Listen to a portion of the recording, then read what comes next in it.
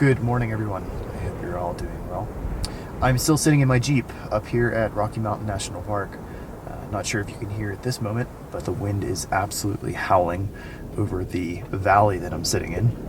And I drove up here this morning before sunrise to find a composition that I like of the full moon setting with the Rocky Mountains behind, or the meadow that I'm sitting right next to. So the moon should settle right about at the top of the Rocky Mountain peaks, with the sunrise glow just beginning to illuminate them in about 10 or 15 minutes. So I am going to hit the trail in a few minutes right behind me and see if I can find the perfect spot to set up the composition of the full moon over the Rocky Mountains.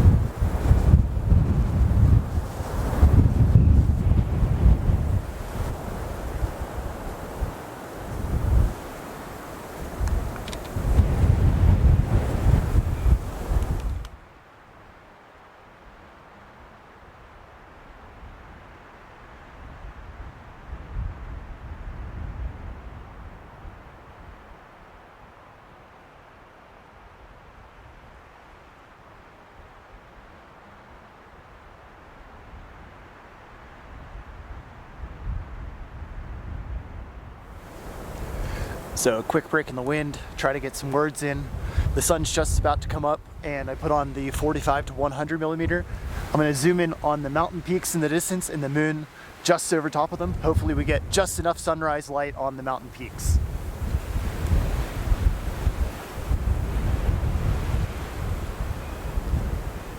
Zoom in to something like this.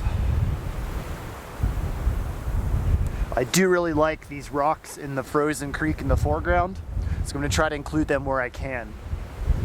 I might also check to see how the panorama aspect ratio looks.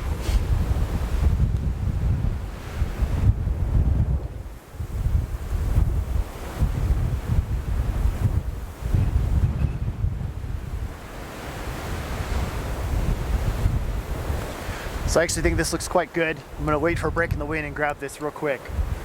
F9 ISO 400 to try to get that shutter speed down as low as I can.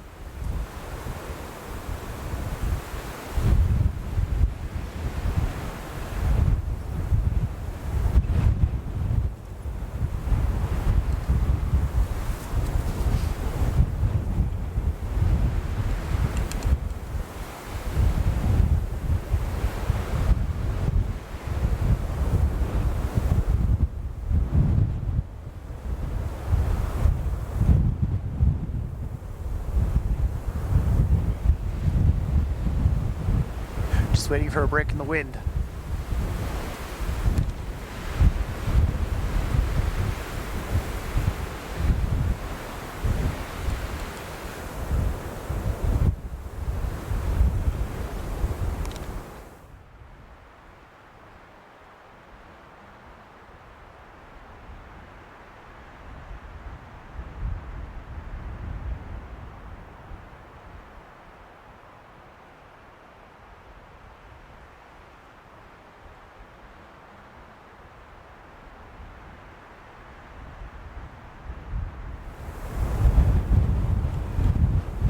All right, now I'm going to zoom all the way in and get just the moon and the mountain peaks. Maybe some of these grasses in the foreground.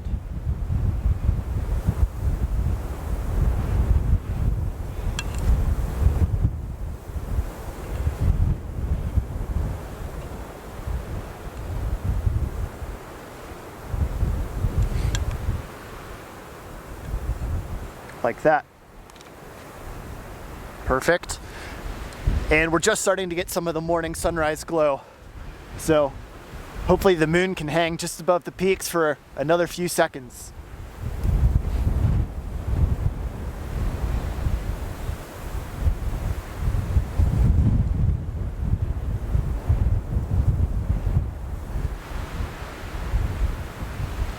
All right, here we go. This is the shot right here.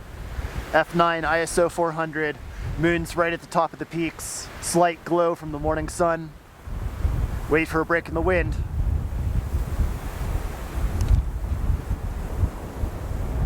Perfect. The light on this scene was truly magical for the next minute to minute and a half, as the alpenglow began to illuminate the top of the mountain peaks, the moon hanging just above the ridgeline. I really like this composition where I can see just a little bit of the frozen creek in the bottom of the image, but then I also decided to do one more composition where I zoomed in even tighter on the mountains as the alpenglow began to intensify. Thankfully, the moon hung around just a little bit longer before crossing behind the mountain peaks for the day. Be sure to let me know which of these two you prefer down in the comments below.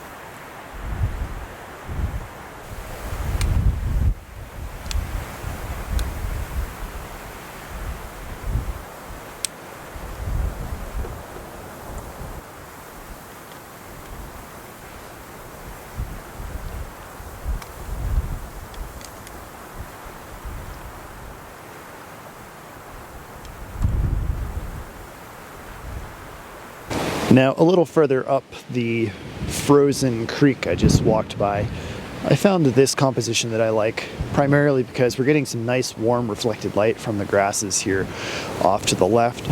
This swirling motion of the thawing and the ice, it's got a couple little circular patterns in the edge and then some spikes sticking out around the different rocks along the bottom.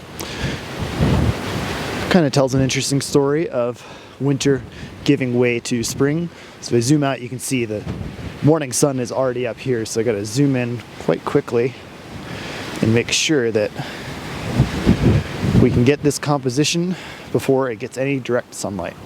So I am set at f11 ISO 100 on the 45 to 100 millimeter lens, zoomed all the way in right about 100 millimeters. So let me know what you think about this one. I'm actually going to do some focus stacked images just to make sure, get everything nice and sharp.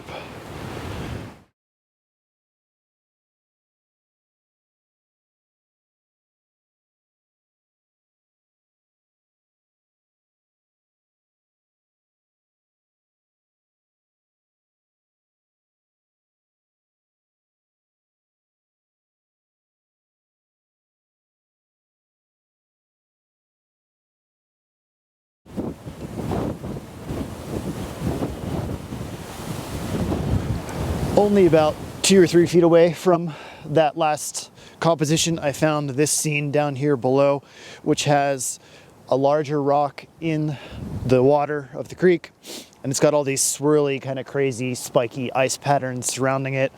So I've got the 45 to 100 still on, zoomed straight down at about 80 millimeters. It's getting some nice golden side light from the morning sun. And I think this will probably be my last downward facing kind of abstract ice water image here this morning. So set at f11, ISO 100. I got to make sure that I'm not in the frame blocking the sun in any way. And yeah, this one looks pretty cool. A lot of interest in this subject. So a little bit of a break in the howling wind.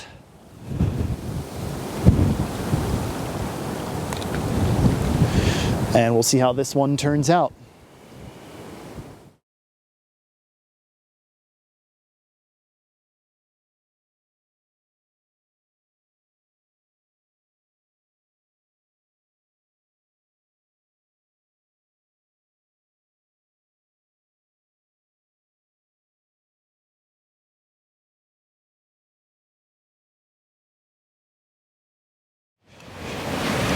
Now, before I wrap up photographing this scene, I dropped my tripod down about half the height that it was just a few minutes ago, because right there in the middle of this ice, there's a tiny little piece of the top of some dried grass sitting, and I promise I didn't place it there. A tiny little piece of dry grass set against some swirling motion of the ice. And it just doesn't look like much in the full 4:3 aspect ratio, but when I set it to the 65:24, it really flows nicely across the width of the frame. So I'll show you what I mean here in a second, but there's a great connection between the top left corner and the bottom right corner, with this tiny little piece of grass sitting right here in the very center. And so here is the composition that I just mentioned. Let me block the glare. You can see this tiny little piece of grass here in the center and the swirling motion of the ice through the center of the frame. So I'm going to show you why in this view there's a lot of rocks and different distractions around the different sides of the frame. But if I switch to the 65:24, I'll show you how it really does make a tremendous difference. Right about there. And so you can see the grass little piece is isolated in the center, and there's this beautiful flowing motion of the ice across the center of the frame. So I think this looks pretty nice, and while I've been chatting away over here, the sun's actually starting to hit the scene, so it's getting a little bit of direct light. So I'm going to position my leg like that to make sure that the scene is in shadow. Set at f11 ISO 100. Be sure to let me know what you think down in the comments below.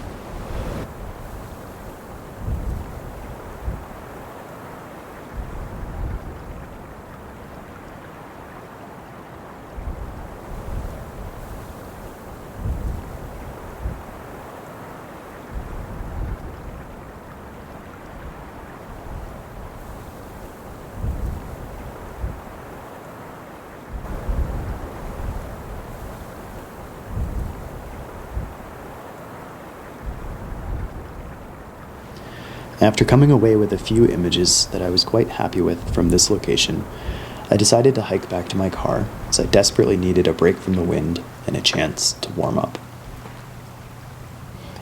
I packed up my gear and made sure I had everything with me and nothing was left sitting beside the frozen creek. Headed into my Jeep and decided to hit the road up towards the Bear Lake corridor. I wasn't planning to get any additional images this morning, as the light was quite harsh and the crowds began to filter in. However, it was a great opportunity to enjoy the scenery, get some more fresh air, and enjoy the beautiful views of Rocky Mountain National Park.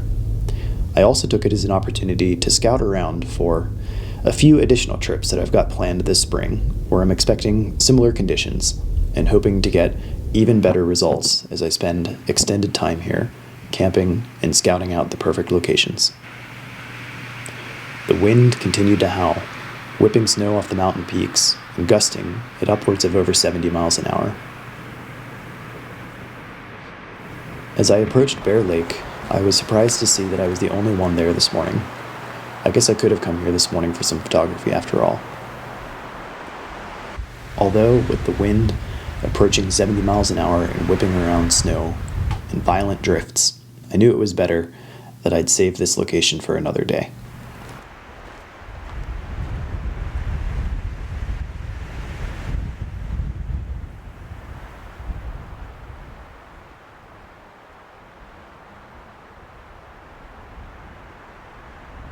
Instead, I hiked along the frozen perimeter of the lake, scouting out potential compositions, and even using my R5 to grab a few handheld images that I think look quite good despite the conditions.